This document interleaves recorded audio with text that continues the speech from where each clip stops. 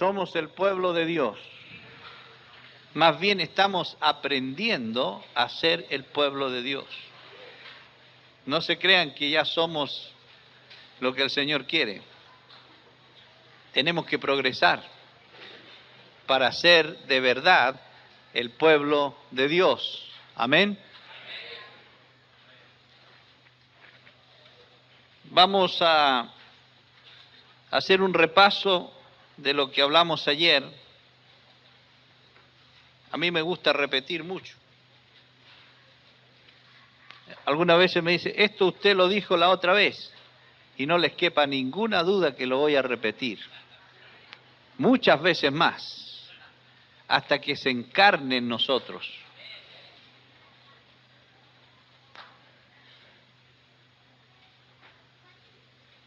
Comenzamos a hablar de la cultura del reino de Dios. Y quiero repetir algunas cosas que están puestas ahí en la pantalla.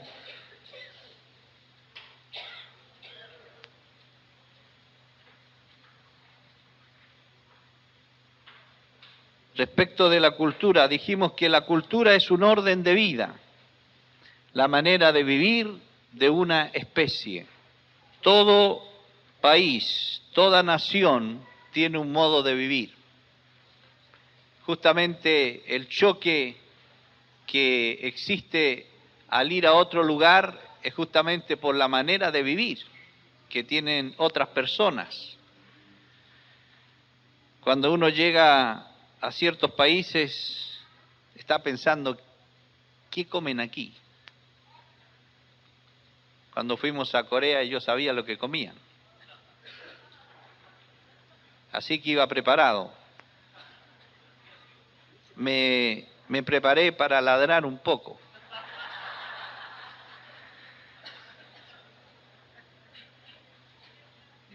Un amigo mío, pastor en Francia, Pierre Truchel, dice que la primera vez que fue al África, estuvo en una tribu, lo sentaron en una silla y vino una mujer con una fuente de gusanos que se movían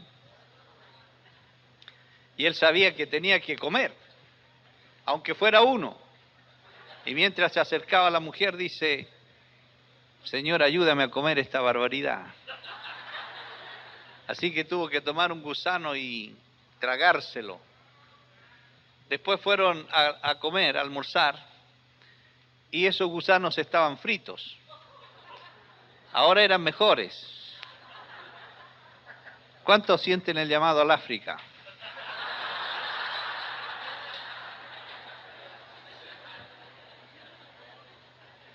Ahora, la manera de vivir de una especie es interesante, pero la cultura del reino está sobre toda cultura. Dios no se va a adaptar a nuestra cultura. Todas las culturas tienen que adaptarse a Él. Amén. ¿Saben por qué? Porque todos nos fuimos de Dios y tenemos que volver a Dios. Las Escrituras hacen una distinción más amplia en términos de la cultura.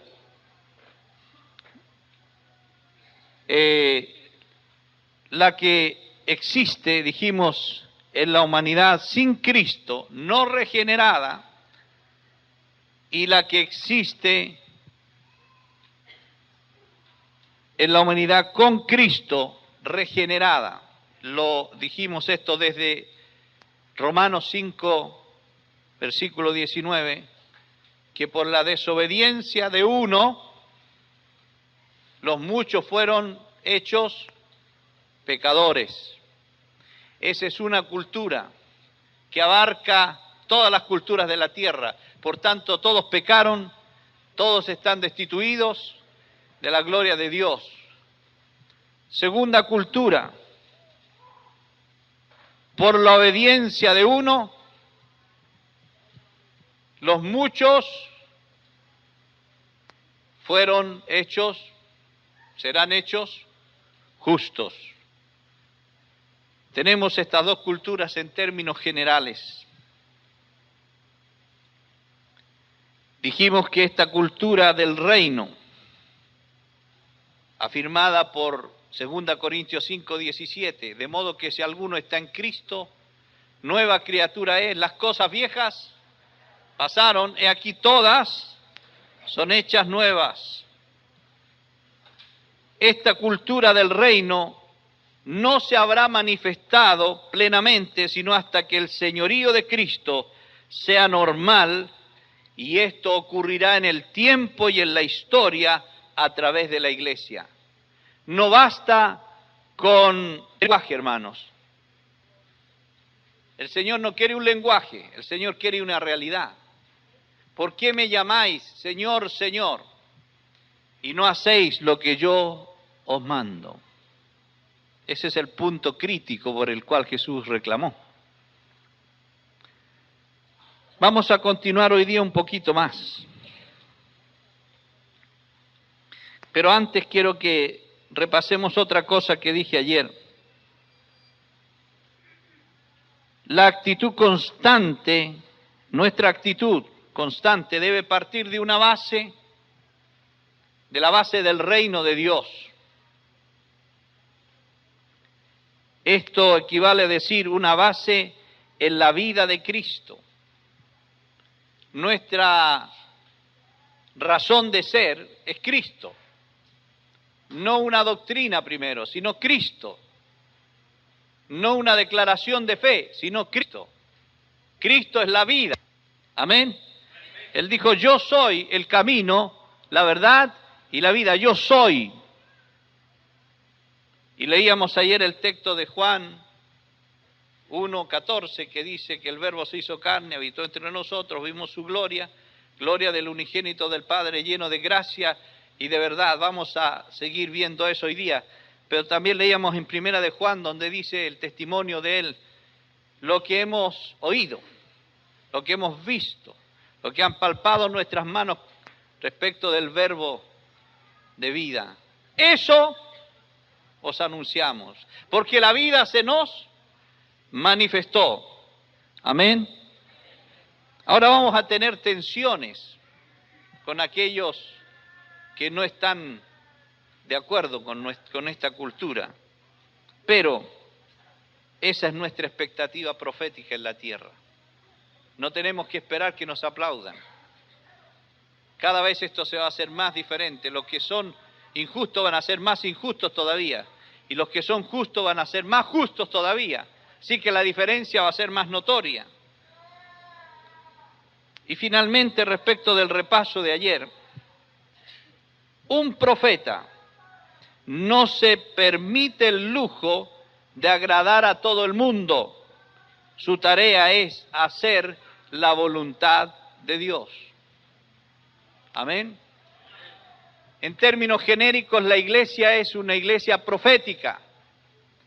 Por lo tanto, nosotros entrando en todos los medios vamos a tener que tener una actitud y un porte profético para decir la verdad. Después está el ministerio profético, que es, digamos, algo más específico, pero estoy hablando de la iglesia en términos genéricos. Tú eres un profeta. En donde quiera que vayas, cuando declaras la palabra de Dios, estás siendo un profeta. Por eso yo digo a los hermanos, donde quiera que estén, en una junta de vecinos, en un centro de padres y apoderados, en un sindicato, en cualquier lugar, en cualquier medio social, en el trabajo, en la calle, en el vecindario, donde sea, tenemos que ser capaces de abrir nuestra boca para profetizar la verdad de Dios en medio de la mentira y el engaño que hay en el mundo. Amén. Jesucristo nunca tuvo temor de decir la verdad, aunque tenía las amenazas permanentemente sobre su cabeza. Resultaba ser un ser raro para la sociedad de su tiempo. ¿Era o no? ¿Era así o no era? No podía complacer a todos. De repente estaba con los publicanos y pecadores y lo criticaban. Estaba en otra parte, también lo criticaban. Siempre lo criticaban. Pero Jesús no venía a buscar agradar a los hombres. vino aquí en primer término para agradar el corazón de Dios. Y a través de ese agradar a Dios pudo salvarnos a nosotros. Qué maravilloso, qué tremendo. Hoy día vamos a continuar volviendo al texto de Juan 1:14. Ya ustedes lo saben de memoria. Repitámoslo. Es bueno repetir la palabra de Dios. Y aquel verbo se hizo carne y habitó entre nosotros y vimos su gloria, gloria del unigénito del Padre, lleno de gracia y de verdad. Vimos su gloria, dice Juan. Vimos su gloria. Gloria como del unigénito del Padre, lleno de gracia y de verdad. Yo quiero esclarecer un poco más sobre esto que Jesús mostró. Ayer de pasada les dije que la gloria tiene que ver con algo de valor, con peso. Algo que tiene peso en cuanto a valor. Y la gloria que Jesús mostró al mundo fueron los atributos de Dios. Jesús vino para mostrar esos atributos personalmente. Dios comparte sus atributos naturales con nosotros, o morales, perdón. La santidad, el amor, la justicia, etc. Hay otros atributos que no puede compartir, como dije ayer, que son solo de Él, son inmanentes, es decir, si Él compartiera eso con nosotros, desaparecemos. Él es omnipotente, nosotros no. A veces nos reparte un poco de su potencia y estamos todos desarmados, ¿no? Y anoche lo probamos. Él empieza a moverse y empezamos todos a flaquear, porque su poder es tremendo. Él es omnisciente, omnipresente. Esas cosas no podemos nosotros hacer. A veces me gustaría ser omnipresente por tanta tarea que hay que hacer. Pero el Señor no nos da esa cualidad a nosotros, es de Él nomás, ¿no? Bendito sea su nombre. Pero qué bueno que Él pudo compartir esos atributos morales con nosotros. ¿No lo encuentran tremendo eso? Y Jesús vino aquí a la tierra, se hizo hombre para compartir con nosotros estas virtudes maravillosas de Él. Pero, ¿para qué todo eso? Hemos cantado esta canción. Somos el pueblo de Dios, somos un pueblo especial. ¿Pero para qué? Para que tengamos lindos encuentros, bonitas reuniones, buena comunión. No, esto tiene un propósito. Dios quiere que seamos su pueblo que muestra las virtudes de aquel que nos llamó de las tinieblas a su luz admirable. Y esto no se hace solo con palabras, sino con la vida de Cristo, con su presencia. Amén. Quiero que leamos entonces en Primera de Pedro, capítulo 2. Abran todos sus escrituras en Primera de Pedro, capítulo 2.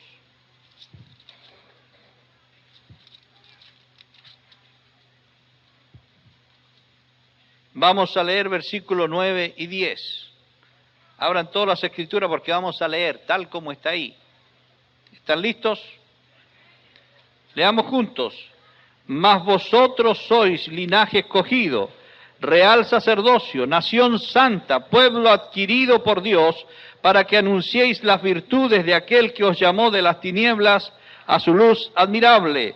Vosotros que en otro tiempo no erais pueblo, pero que ahora sois pueblo de Dios, que en otro tiempo no habíais alcanzado misericordia, pero ahora habéis alcanzado misericordia. Vamos a leer de nuevo, pero ahora en primera persona del plural.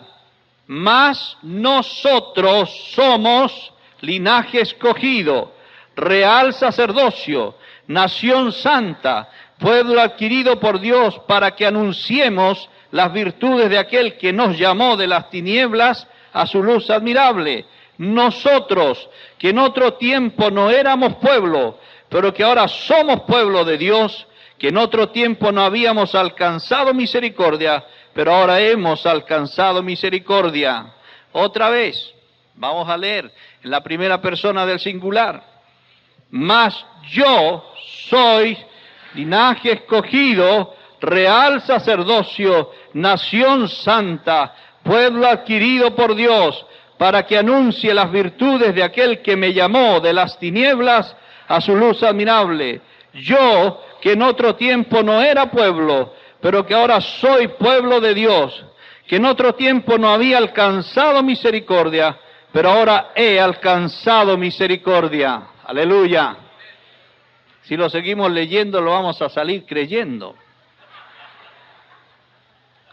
La palabra de Dios es como una espada.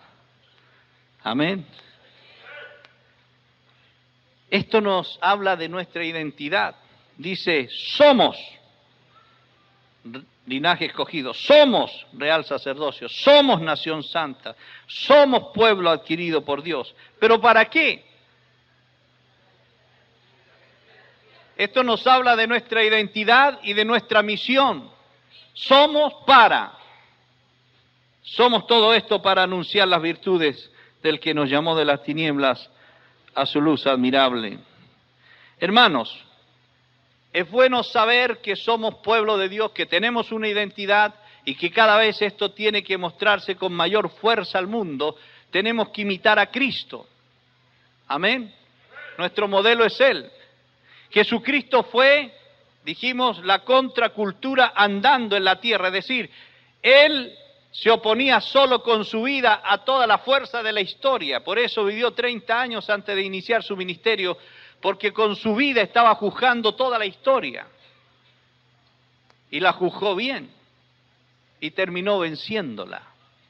Aleluya.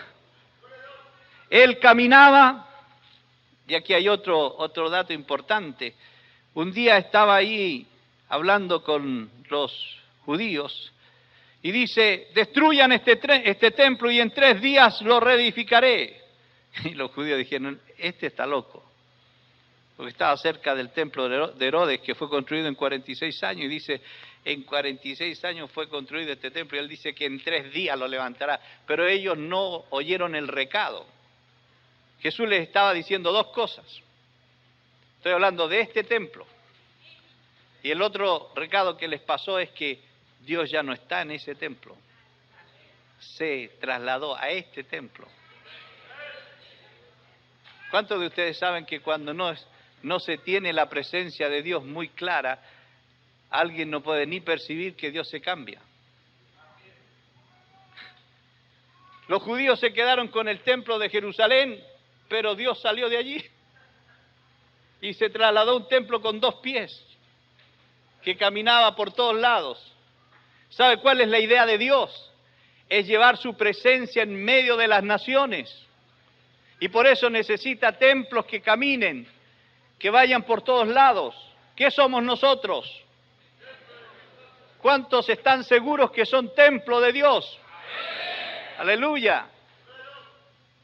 Tenemos que sacar ese lenguaje y mentalidad religiosa que era, vamos al templo, vamos a la iglesia. Si la tienes todavía, échala afuera. Ahora, nosotros no vamos a la iglesia, somos la iglesia. No vamos al templo, somos el templo. Porque Dios quiere habitar en medio de las naciones. Amén. Cuando Dios se trasladó a ese templo con 2 pies que era Jesús, se podía mover con alegría y libertad en medio de la gente. Bendito sea el nombre del Señor. Pero saben una cosa, tenemos que estar conscientes de nuestra identidad y de la presencia de Dios en nosotros, pero a su vez tenemos que saber con qué mundo nos enfrentamos. Jesús conocía muy bien el mundo que enfrentaba. Él sabía muy bien con quién iba a tener que luchar. Y es bueno que nosotros lo sepamos porque a veces tenemos una idea equivocada del mundo. Francis Schaeffer dice lo siguiente, que es bueno que nosotros lo atendamos porque es una realidad que no podemos negar. Cada generación de cristianos enfrenta el problema de aprender cómo hablar significativamente a su propia época. Si vamos a comunicar la fe cristiana efectivamente, debemos conocer y entender las formas de pensamiento de nuestra propia generación.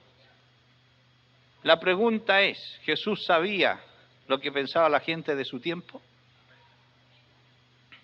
Por eso les hablaba con el lenguaje actualizado. Pablo sabía lo que la gente vivía. En cada lugar que él fue, les habló en su lenguaje en cuanto al pensamiento. Por eso él dice, a todos me hago de todo. A los griegos, griegos, a los judíos, judíos, a los gentiles, gentiles, etcétera, porque de todas maneras quiero ganar a alguno. De repente, John McDowell dice, el mundo ha cambiado tanto en estas últimas 2 o 3 décadas que la única que no se ha dado cuenta es la iglesia. De repente estamos hablándole al mundo con un lenguaje de 20 años atrás. Tenemos que enfrentar nuestra época. Ustedes pueden ver a los adolescentes de hoy que no son los mismos de hace 20 años atrás. Ellos hablan otro lenguaje. Inclusive los niños. Ya no les podemos hablar del viejito pascuero. ¿No? Ocupando un lenguaje para que darme a entender. Un niño de 6 años se sienta al computador y ya sabe manejar mejor eso que el papá. ¿Sí o no? Y algunos van al hijo de 7 años y le dicen, enséñame a usar el computador. ¿Cómo ha cambiado el tiempo, no? Todo esto ha abierto las expectativas a nuestros jóvenes. Estamos en un mundo globalizado, se sabe todo de todo. En un instante sabemos todas las noticias del mundo. Se conoce de todo y es peligroso también. La iglesia también se ha globalizado, está tan confundida. Porque se escucha de todo. Y cuando no hay discernimiento en la iglesia, entonces se traga todo. Porque cuando se escucha que se habla de Dios, ya esto debe ser bueno, pero no todo es bueno. Hay muchas cosas que no deberíamos ni escuchar siquiera, porque hay mucha confusión. Se amontonarán maestros conforme a sus propias concupiscencias, y atraerán a muchos. Yo les voy a decir algo. Estuve en Estados Unidos hace unos 20 días atrás. Las congregaciones más grandes en Miami de latinos tienen como líderes a gente inmoral, gente que ha hecho cosas terribles, pero son los líderes. Juntar gente no cuesta mucho, pero ¿en base a qué? Dios no quiere juntar gente, Dios quiere tener un pueblo santo, un pueblo que lo represente a Él. Y ese pueblo Él lo va a levantar y lo está levantando. Amén. Tal vez cuesta un poco más, porque cuando el reino de Dios llega a nosotros nos confronta. ¿Y a quién de nosotros nos gusta que nos confronte? ¿Te gusta a ti? A nadie le gusta, porque nos va a decir la verdad. Y la verdad nos libertará, si nosotros queremos recibirla. Entonces tenemos que saber qué mundo es el que enfrentamos. En Primera de Juan, capítulo 2, versículo 15 al 17, vamos a leer.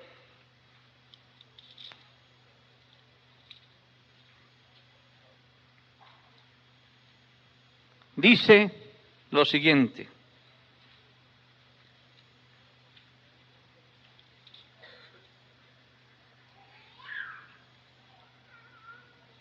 no améis al mundo, ni las cosas que están en el mundo. Si alguno ama al mundo, el amor del Padre no está en él.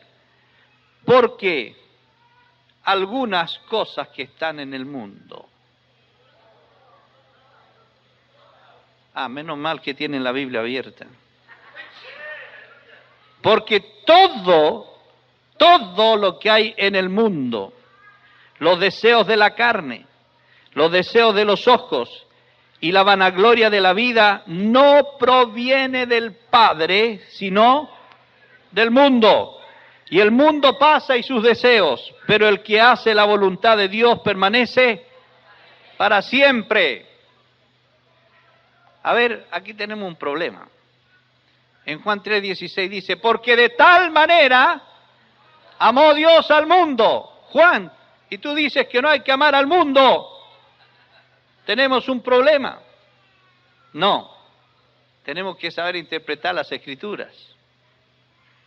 La palabra mundo tiene varias acepciones en la Biblia.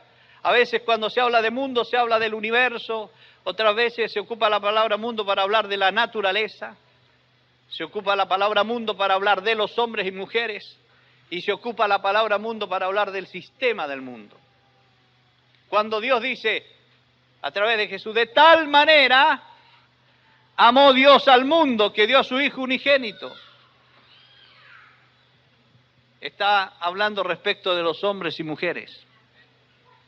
La pregunta es, ¿Él sigue amando al mundo? ¿Está seguro? Pero allí dice que dio a su Hijo unigénito, solo que Jesús ya no es el unigénito, es el primogénito. Parece que Jesús quiere enseñarnos algo ahí. De tal manera amó Dios al mundo, que hoy Él nos ha dado a nosotros, al mundo. No estoy cambiando la Escritura, estoy ampliando el significado.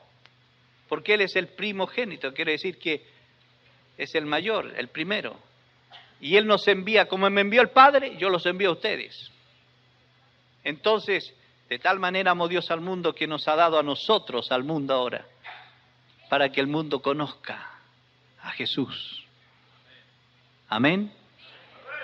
Vamos bien hasta aquí. Ahora, cuando aquí Juan ocupa la palabra mundo, está hablando del sistema del mundo, donde Satanás gobierna. Es absolutamente necesario estar consciente de la realidad que vivimos en el mundo hoy. Bien sabemos que cuando hablamos de mundo aquí en esta parte, estamos hablando del sistema que impera en el mundo encabezado por Satanás. En estos últimos años, yo diría que en los últimos 80 años hemos sido testigos de cómo el cuerpo de Cristo ha estado despertando a la realidad de que tenemos un enemigo muy sutil al cual enfrentamos.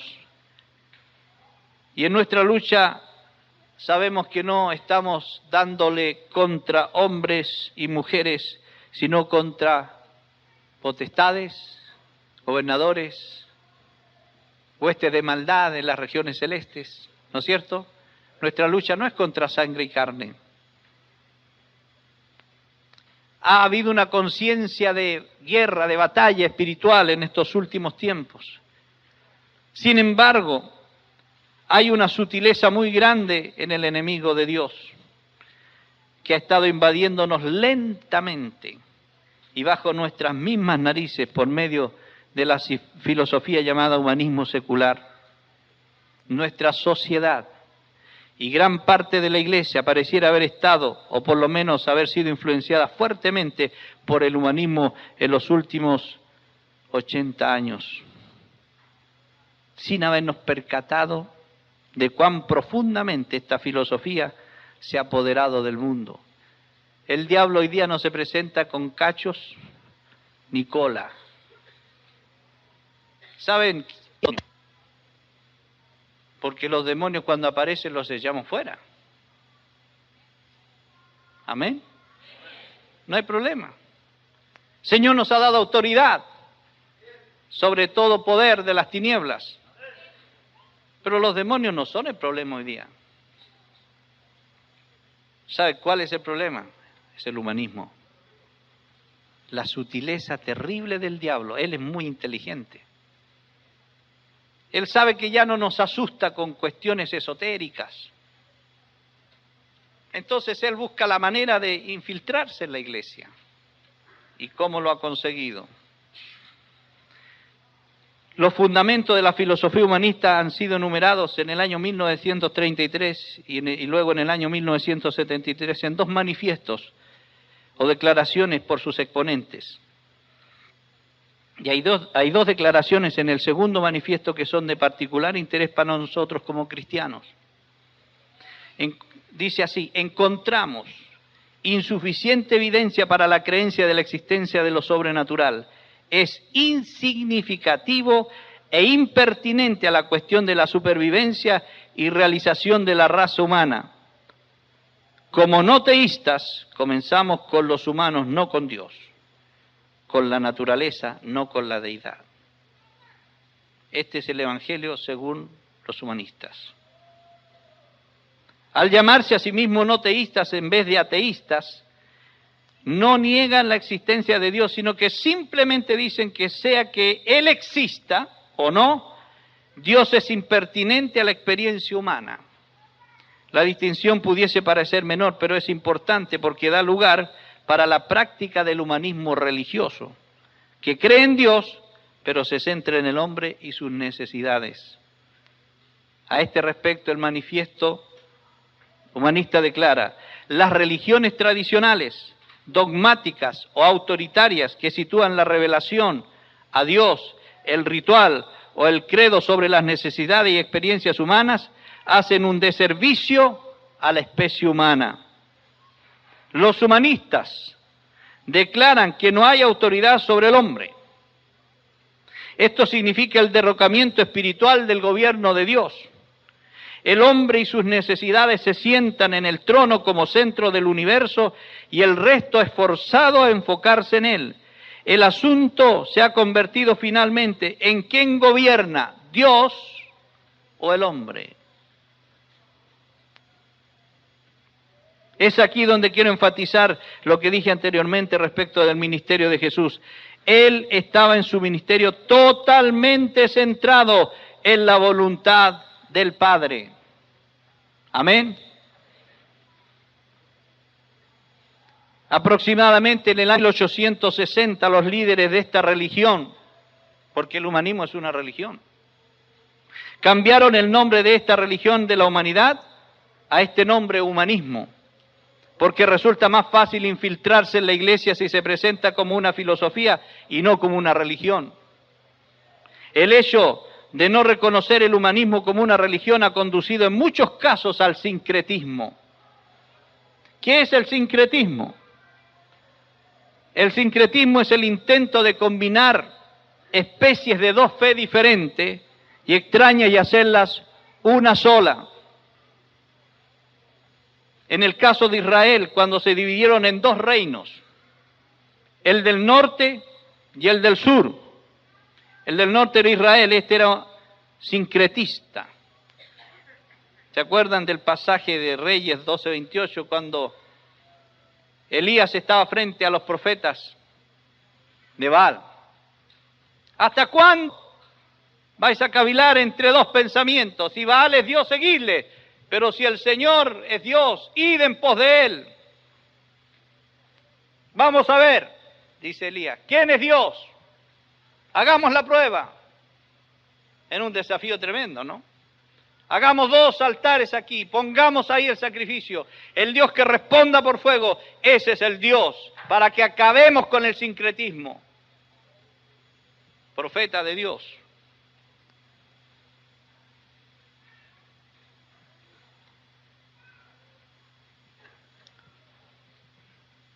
Se hicieron 2 becerros de oro y se identificó con Dios. Y Elías denunció esto. ¿Saben? El sincretismo es una forma de tibieza y Dios no la soporta.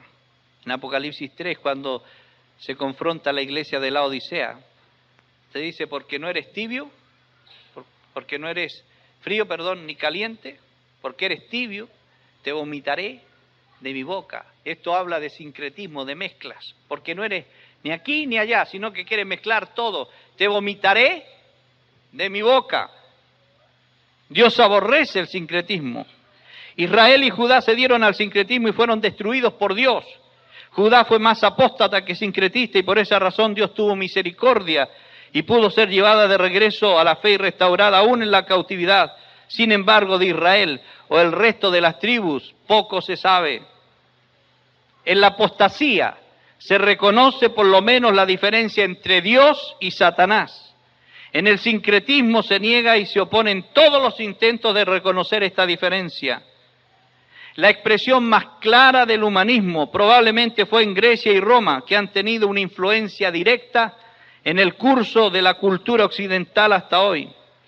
El pensamiento griego y romano estaban basados primordialmente en la razón y en la propia habilidad del hombre para controlar su destino y suerte. El problema para la iglesia del primer siglo se suscitó cuando confesaron que Jesús era el Señor. Amén. De ahí fueron considerados enemigos del Estado y la sociedad existente por causa de su centralidad en el Señor.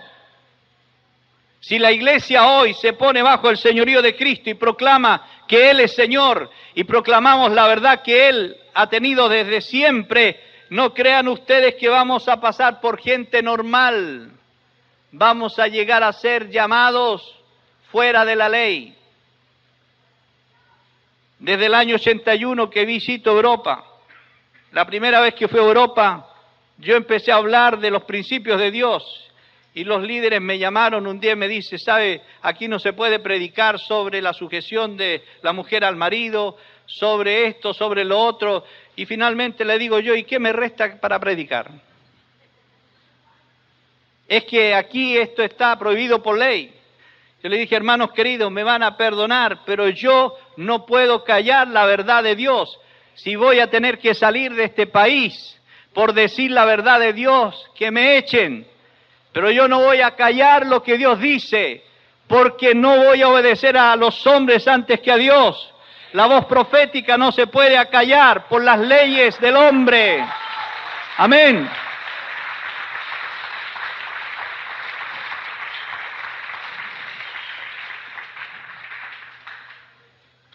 Yo estoy relatando esto porque es importante, hermanos queridos. Si vamos a ser transformados por su presencia y vamos a transformar al mundo por la presencia del Señor, tenemos que saber con quién nos estamos enfrentando. En el año 312, las persecuciones terminaron con la llegada de Constantino, el primer emperador romano que aceptó el cristianismo en Roma. Bajo Constantino se cristianizó, entre comillas, la sociedad occidental. Y aquí le voy a decir algo entre paréntesis. Todos los templos que nosotros llamamos templos hoy día son copia fiel del paganismo. No tienen nada que ver con el templo de Jerusalén. Constantino abrió la puerta para que entraran a los templos paganos, a la iglesia. Y de allí viene la copia de los templos que nosotros usamos. Porque sabe que el templo de Jerusalén no tenía bancas ni alfombras como las nuestras, no tenía órganos, nada de eso. El templo de Jerusalén tenía el lugar santo, el lugar santísimo y los patios que tenía en el exterior, porque era para Dios. Pero los templos, llamados templos hoy día, son para nosotros. Aquí estamos en un salón que podría llamarse templo, pero a mí no me gusta llamarle templo. Es un salón donde se reúne la iglesia y el templo de Dios está aquí. Amén. Entonces, hay muchas cosas que nosotros tenemos que entender. Se critica a la Iglesia Católica por la idolatría, pero hay muchos evangélicos que son más idólatras, porque casi adoran las cosas que hacen. Algunos hacen la diferencia entre la plataforma y el lugar donde se sienta la gente, como si esto fuera un lugar santísimo. Esto simplemente es un lugar de donde podemos ministrar la palabra para verlos mejor. Ahora al decir esto no estoy queriendo hacer una crítica malsana, estoy queriendo decir la verdad. Lo que el Señor me hizo entender a mí un día, porque yo era uno de aquellos que tenía ese concepto, pero gracias a Dios que me abrió los ojos para ver la realidad espiritual de la iglesia. Y yo creo que hay muchas cosas que el Señor tiene que restaurar en la iglesia hoy, porque el mundo necesita conocer al Señor y no nuestras tradiciones. En el año 1200 el humanismo resurgía cuando los estudiosos de la iglesia comenzaron a revivir y a estudiar los escritos de la Grecia y la Roma clásica, y todo esto retoñó en el periodo conocido como en el Renacimiento.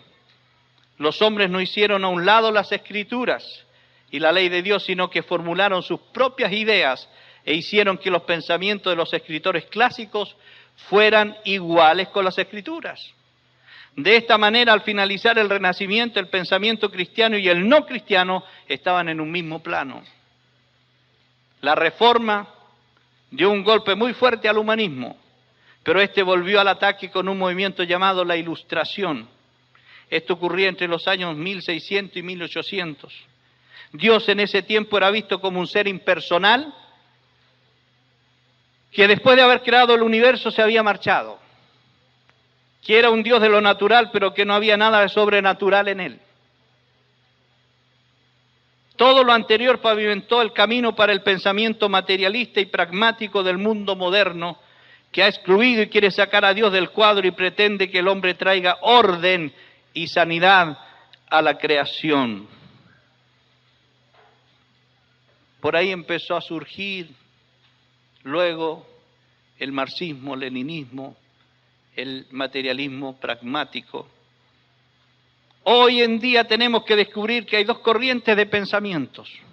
Uno basado en las Sagradas Escrituras que revela a Dios por medio de Cristo, quien nos otorga por pura gracia el medio de salvación por medio de su redención para mantenernos en su reino para verdadera salvación. Bendito sea el nombre del Señor.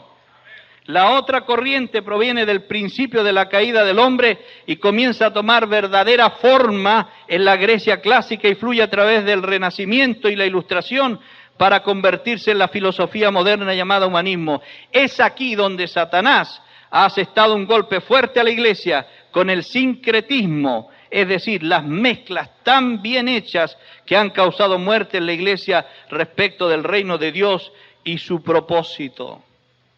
Cada vez fue desapareciendo el mensaje de la cruz, el compromiso. Hoy día el mensaje más común es salud, dinero y amor. La cruz se ha dejado.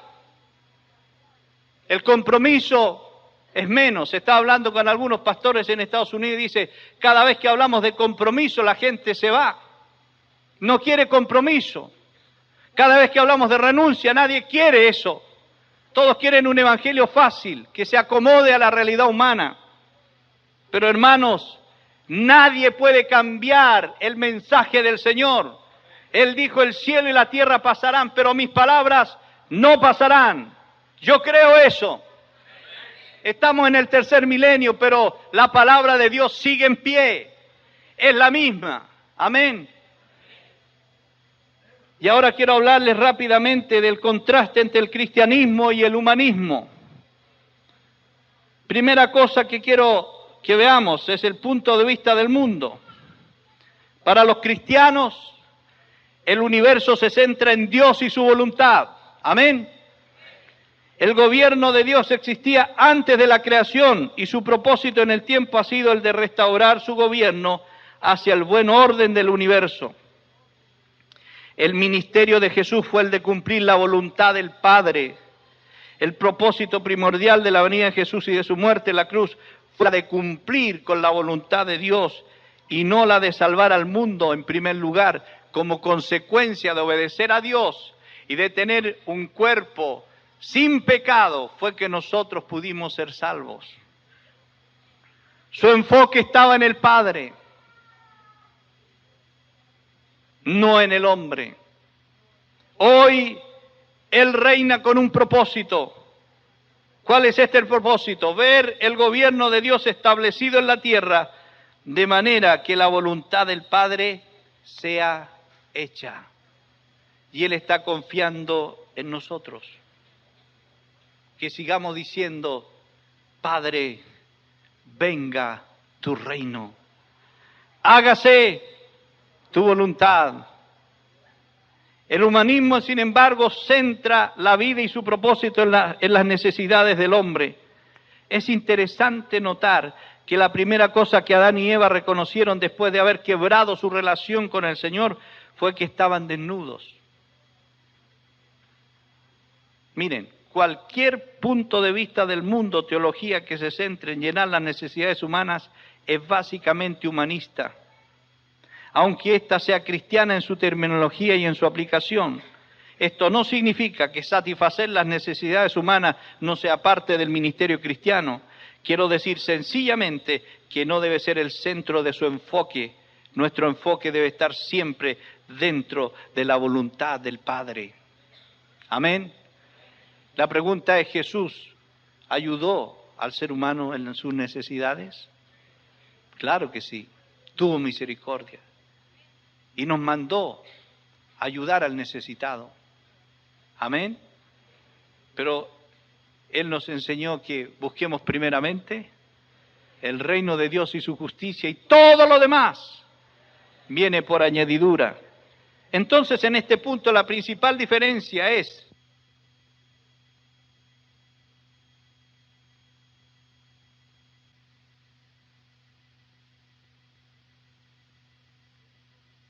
segunda cosa, el origen de la verdad. Para el cristiano la verdad es revelada desde una fuente más elevada que su propia experiencia.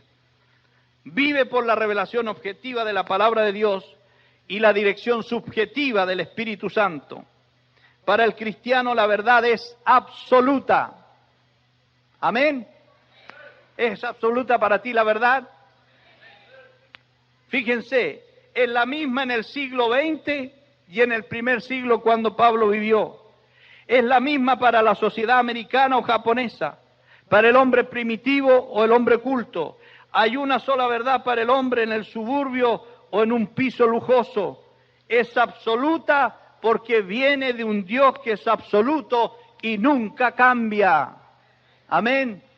No podemos acomodar el evangelio para un nivel de la sociedad y otro evangelio para otro nivel de la sociedad. Es la misma verdad. Y Jesús se la dijo a todos, al joven rico, a la mujer adúltera, a cualquiera que se le acercó. Dios le dijo exactamente lo mismo en Jesucristo, la misma verdad. La verdad para el humanista es empírica y pragmática, es decir, únicamente aquello que puede ser medido o experimentado puede ser llamado verdad.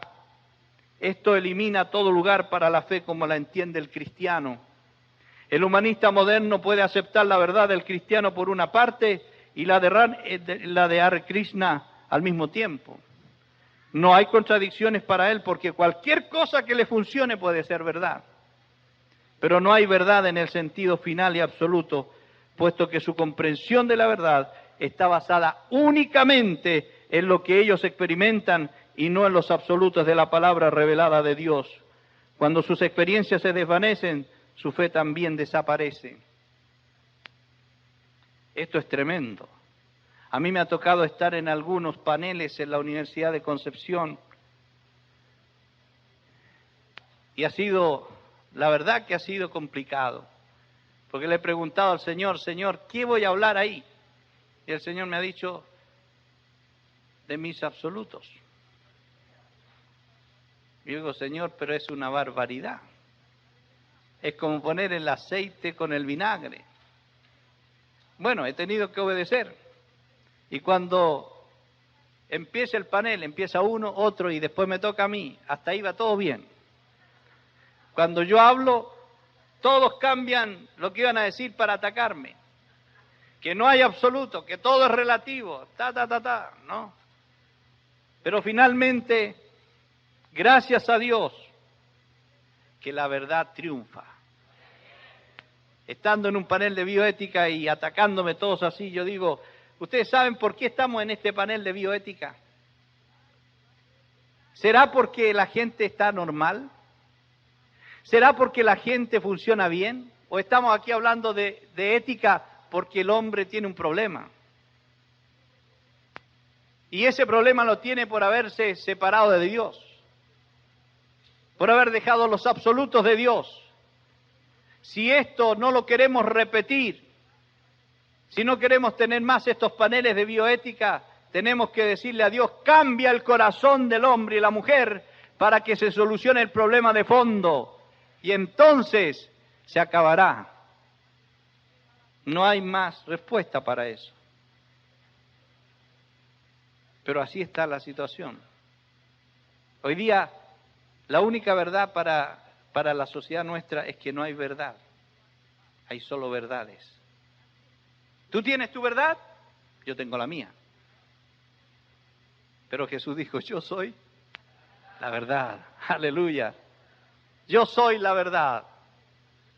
En cuanto a la moral, ética y ley, debido a que la verdad sobre la vida para el cristiano es revelada, también lo es la verdad, la ética y la ley. Dios ha dicho claramente, no harás. Para el creyente esto lo resuelve todo. Dios nunca ofrece estadísticas o razones para respaldar sus mandamientos. Tampoco dice, hazlo porque es lo mejor. Lo que dice es, hazlo porque yo soy el Señor.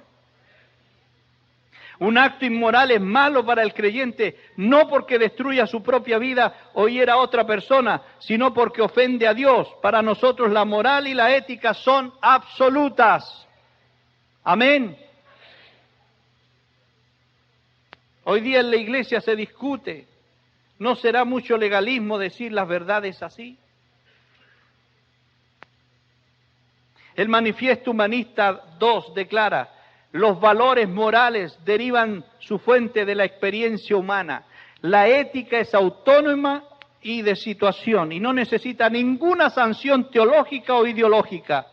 En otras palabras, no hay nada fuera del hombre por la que se pueda juzgar una acción o situación y decir si es buena o mala. La moralidad de la situación derívase de la necesidad del momento. Por lo tanto, el adulterio puede ser malo si hiere a alguna persona, pero bueno si ayuda a algún matrimonio. Esto se llama ética de situación.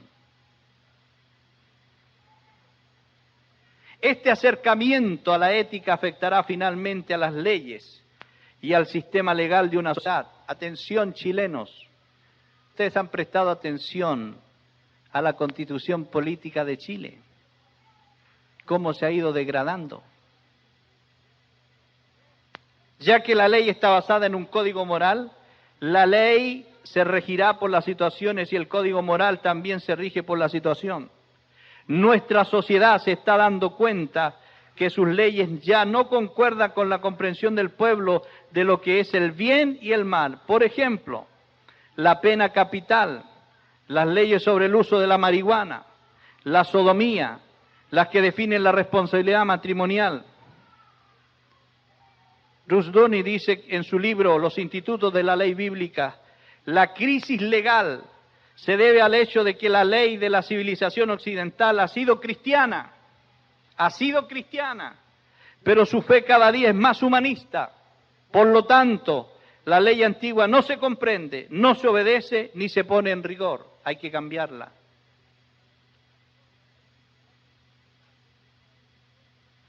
Es mejor dar libertad para el uso de la droga.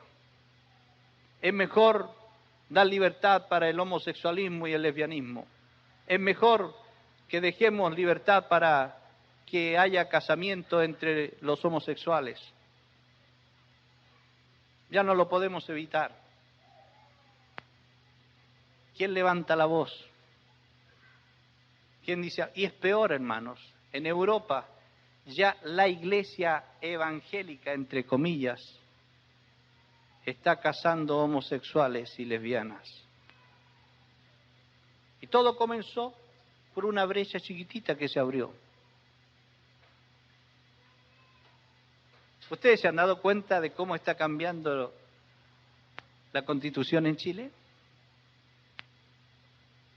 El divorcio es el último bastión que queda.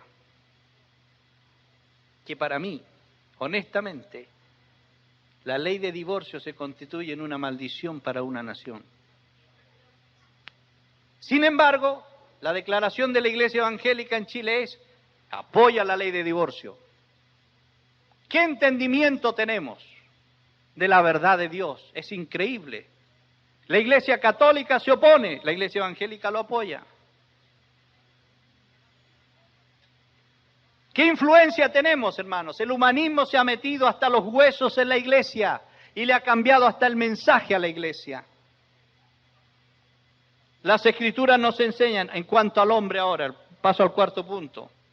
Las Escrituras nos enseñan que el hombre está en un estado caído y que su inclinación natural es hacer el mal y rebelarse contra la voluntad de Dios.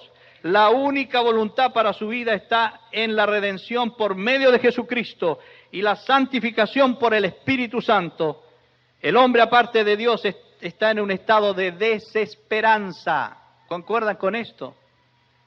El único que puede cambiar al hombre es el Señor. La filosofía humanista ve al hombre como un producto de su medio ambiente. El hombre, dice el humanista, acabará bien si se le permite desarrollarse libre de las corrupciones sociales y tradicionales que se han impuesto en su nobilidad. El efecto de este sentimiento ha resultado en la proliferación de la legislación social, que es en realidad el intento de perfeccionar los defectos humanos por medio de la corrección de su medio. El criminal, por lo tanto, se convierte en la víctima de la sociedad, ya que ésta es la que ha creado el medio ambiente que forzó su conducta criminal. Según el pensamiento humanista, la sociedad está obligada a rehabilitarlo y corregir los defectos de su medio ambiente, por lo que es responsable. Hoy día los criminales andan por la calle y la gente honesta tiene que ponerle rejas a sus casas, porque nuestra sociedad está abrigando a los que cometen delitos. Y en nuestro propio país somos testigos que alguien hace algo, a los pocos días está libre. Esto nos muestra el entendimiento que hay en la sociedad nuestra. El movimiento en pro de los derechos son un engendro de este tipo de pensamiento. La igualdad en la sociedad, según se proclama hoy en día, es un concepto humanístico que dice en realidad: ningún hombre o mujer puede estar por encima de otro, pues esto haría a él o a ella menos que una persona. Rushduni comenta sobre este punto de la siguiente manera: el igualitarismo es un concepto moderno, político, religioso. No existía en el mundo y no puede ser forzado honestamente sobre la ley bíblica. El igualitarismo es un producto del humanismo, de la adoración de un nuevo ídolo que se llama el hombre y de una nueva imagen labrada en la imaginación del hombre. Hoy la moda unisex no solo está en el mundo, está en la iglesia. No estoy hablando de la ropa. Estoy hablando de que se está diciendo que la mujer es igual que el hombre. Y yo estoy de acuerdo en cuanto a la actitud redentora de Dios. Todos somos iguales, hombres y mujeres. Pero Dios ha puesto un rol en cada uno y Él no lo va a cambiar. Varón y hembra los creó. Marido y mujer. Y Él sigue diciendo que somos una sola carne. Y Pablo dice: maridos, amad a vuestras mujeres como Cristo amó a la iglesia. Mujeres, sujétense a sus maridos como la iglesia está sujeta a Cristo. Y esto de la sujeción no es una maldición, hermanas queridas. La sujeción no es un asunto de superioridad o inferioridad, es un asunto de roles y es un asunto de protección. Si cada uno de nosotros está en su lugar, vamos a ser bendecidos. Y el matrimonio es una cooperación mutua. Amén. No es una desgracia sujetarse al marido.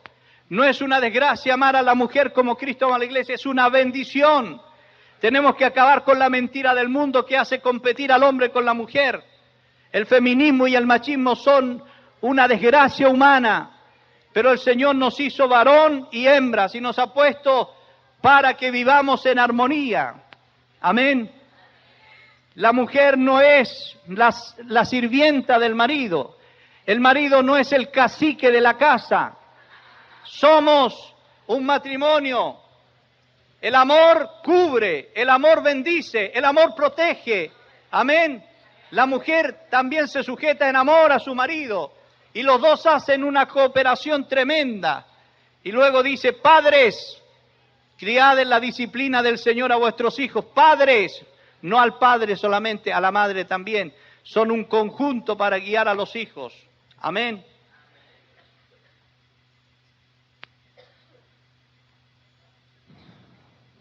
Cuando hablo de esto me apasiono mucho. Quinto lugar, la educación. La educación para el cristiano debe ser un entrenamiento en los caminos de Dios.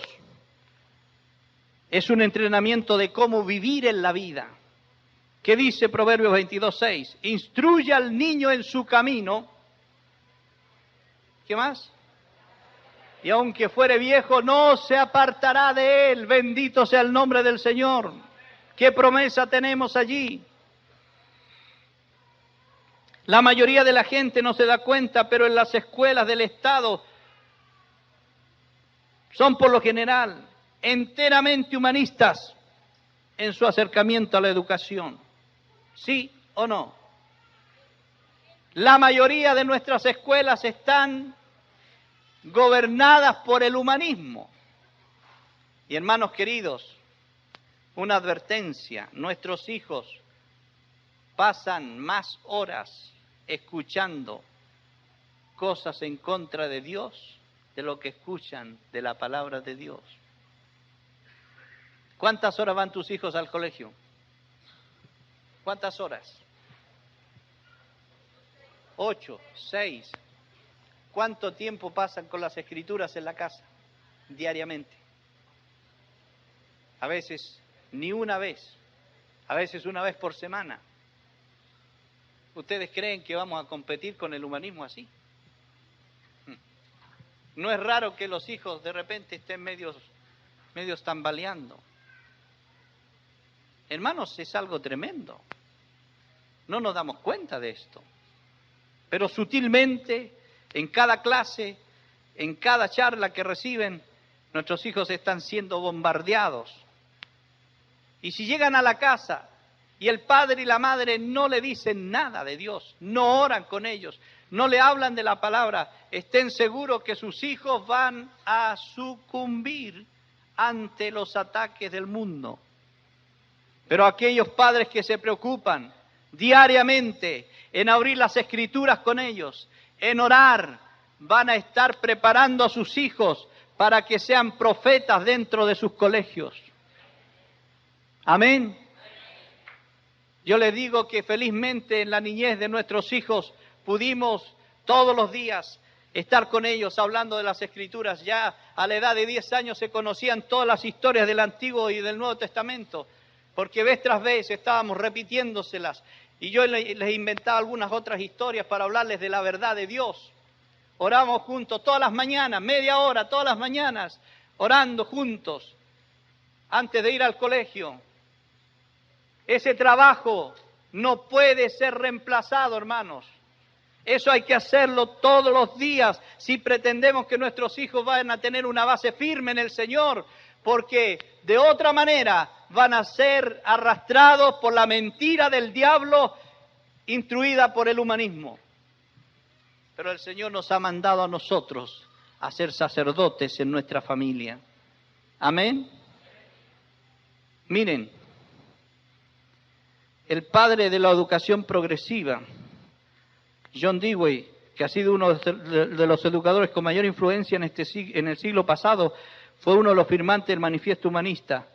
El punto decisivo en las escuelas del Estado en este día no es la oración, la lectura de la Biblia o la educación sexual.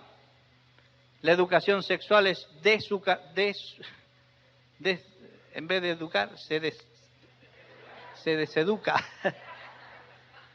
La educación sexual no es lo mejor, es una barbaridad. Eso tenemos que hacerlo nosotros, con nuestros hijos. Amén.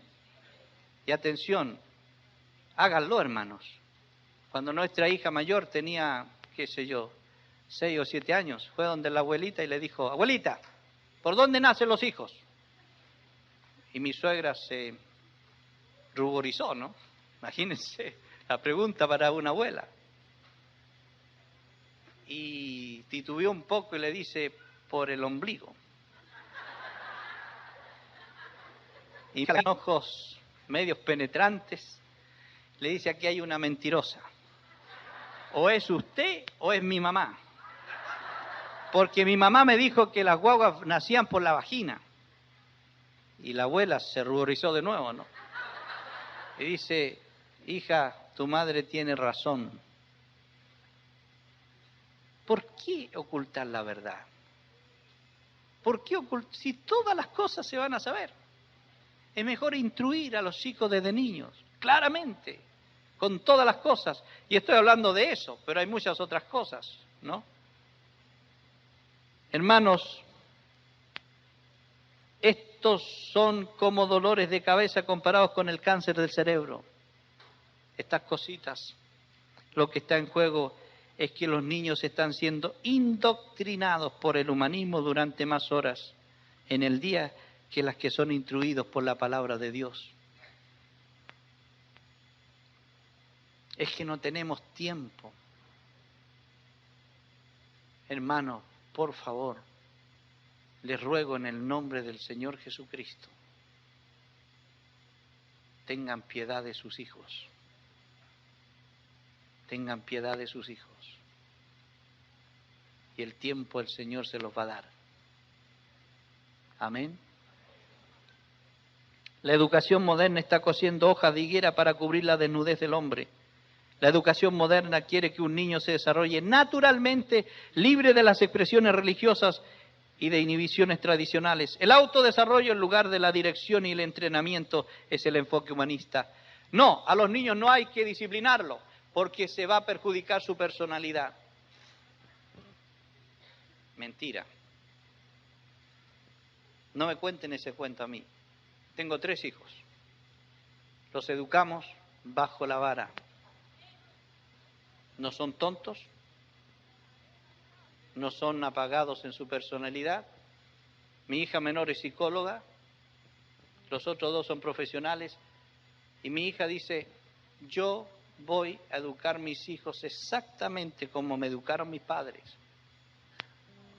Aunque ella ha recibido toda esa marea de la psicología moderna, dice, no, eso es mentira. La verdad está en la palabra de Dios. Amén. Padres jóvenes, no se amedrenten. Estamos amenazados por la ley. Ya hemos tenido hermanos que han sido denunciados por haber disciplinado a sus hijos. Pero ante la ley hay que declarar, yo disciplino a mis hijos con derecho, porque esto es lo que le hace bien. Si no, muéstrenme ustedes si hay algún joven hoy día que está en la droga, en la delincuencia, que nunca fue formado en su familia, que nunca le dieron una dirección, que lo dejaron así nomás. No hay que hacerle nada al niño porque lo puede trastornar en su conformación psicológica. Hermanos, aunque vaya contra la ley, la verdad de Dios es primera. Amén. Y yo creo que nuestros hijos tienen que ser formados bajo el temor de Dios. Y cuando tú aplicas la disciplina desde pequeño, no vas a tener problema cuando ya crecen. Me acuerdo que mi hija cuando tenía 10 años, un día me dice la mayor, papá, ¿me amas? Sí, pues hija, ¿cómo no te voy a llamar? Te amo mucho. Pero, ¿de verdad me amas? Sí, hija, te amo mucho. ¿Por qué me preguntas eso? Porque hace mucho tiempo que no me disciplinas. ¿Saben que eso me hizo llorar? Me hizo llorar, me quebró por el entendimiento que ella estaba teniendo de la disciplina, que no era un castigo, que no era algo así de una expresión de ira, sino del amor. Porque eso es la disciplina. La disciplina es el amor. Amén. Finalmente, El número 6, el gobierno. No hay autoridad sino por Dios, declaran las Escrituras, y las que existen por Dios son constituidas. Dice Romanos 13:1, el gobierno, de acuerdo al punto de vista del cristiano, deriva su autoridad desde arriba. Dios ha dado a los gobiernos el derecho de gobernar. De acuerdo a esto, los gobernantes y sus oficiales son responsables a Dios y no al pueblo por la manera en que gobiernan. Lo mismo es verdad en la iglesia y la familia. En la iglesia los líderes darán cuenta a Dios por sus acciones. Y en la familia el marido y la esposa, y no los hijos, tendrán que responder a Dios por la manera en que la dirige. Y cuando se dirige bien, luego la responsabilidad queda con cada miembro de la familia. Amén, porque son personas. Los hijos crecen y son responsables como tales. El gobierno humanista deriva su autoridad del pueblo. Los romanos ostentaban en sus estandartes las siglas SPQR, Senatus Populus Q Romanus, el Senado y el pueblo de Roma.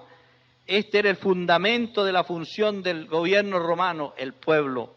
Hoy día nuestro gobierno se maneja mayormente por consenso, lo que el pueblo quiere.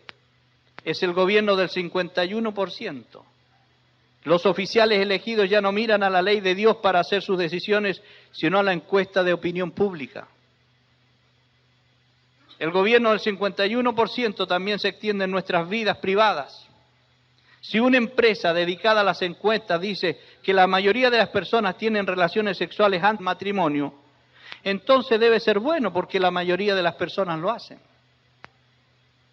La mayoría se convierte en la norma, no en la norma mía.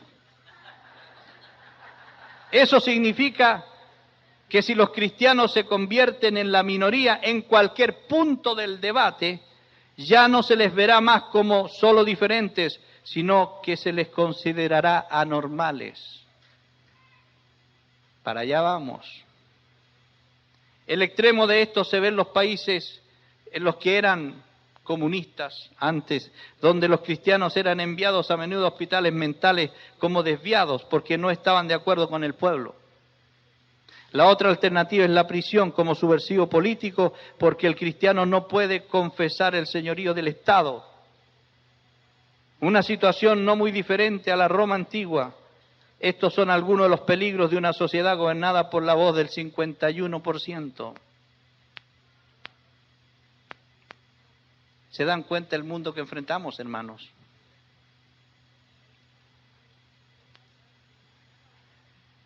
Vamos a ver lo positivo finalmente. Disculpen que esto puede haber sido un poco aburrido para ustedes, pero es necesario que lo sepan.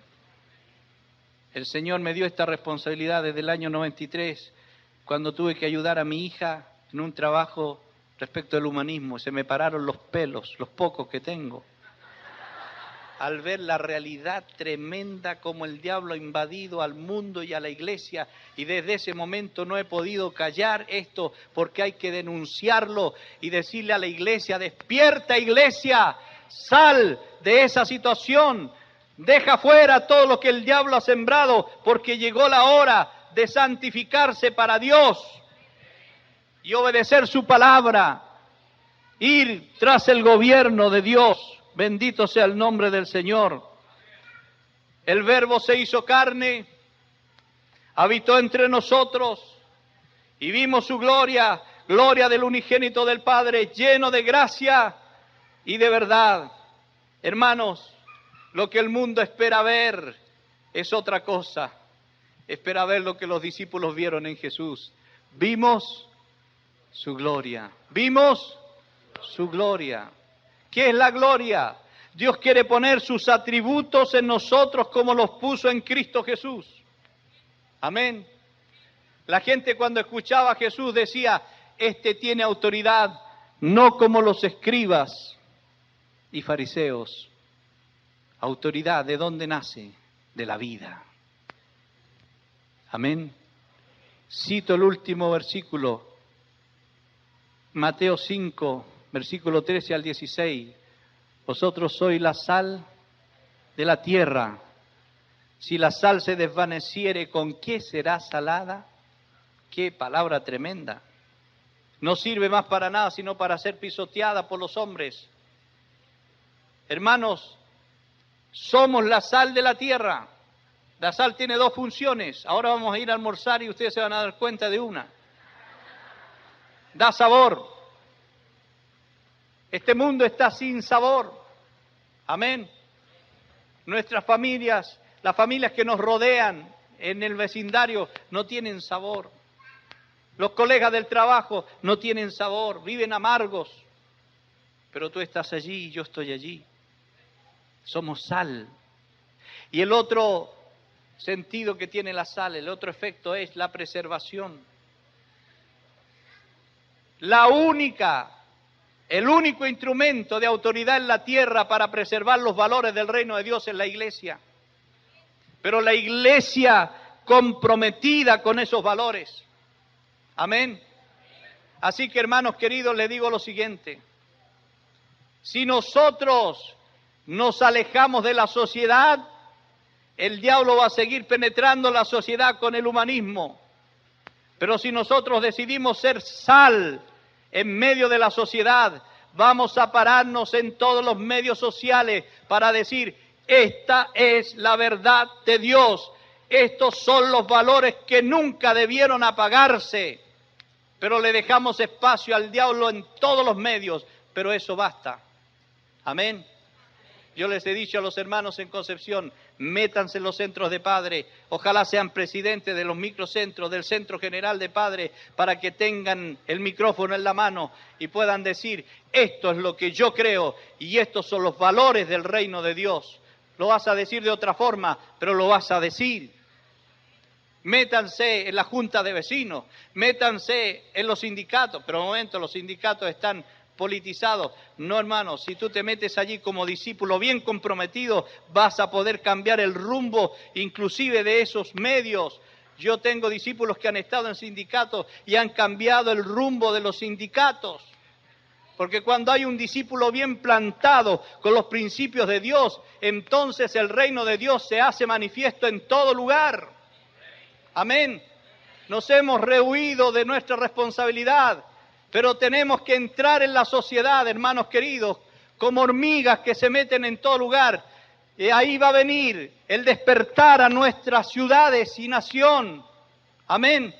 No esperemos que venga un evangelista y conmueva la ciudad y después se va el evangelista y la ciudad sigue igual. Es la iglesia la que tiene que despertar a su responsabilidad social, espiritual. Tenemos que abrir los ojos, hermanos. Dios ha puesto sobre nosotros todo lo necesario. Ayer se hablaba del poder. Él nos dio poder, nos ha dado autoridad. Hemos recibido tanto. Ahora, ¿qué vamos a hacer con eso? Vamos a ir afuera y vamos a ver las maravillas de Dios por medio de cada uno de nosotros que hemos recibido el respaldo del Señor. Amén. Yo he venido diciendo que el Señor ya está, lo voy a decir así, en forma un poquito de broma, ¿no? Dios ya está cansado de hacer tantas cosas con nosotros. Nos sana, nos vuelve a sanar, nos libera, nos hace tantas cosas y seguimos encerrados. Yo creo que el Señor va a hacer tremendas obras allá afuera. Amén. Porque tenemos el equipo. El otro día estaba en Brasil.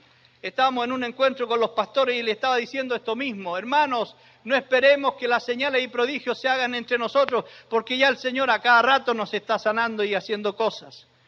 Los milagros van a verse allá afuera. Y había en un momento el Señor me dice que Él quería sanar a alguien de la columna. Y evidentemente habían algunos hermanos afectados a la columna, pero esa palabra era para una mujer que estaba a 100 metros del lugar donde estábamos y escuchó por el parlante.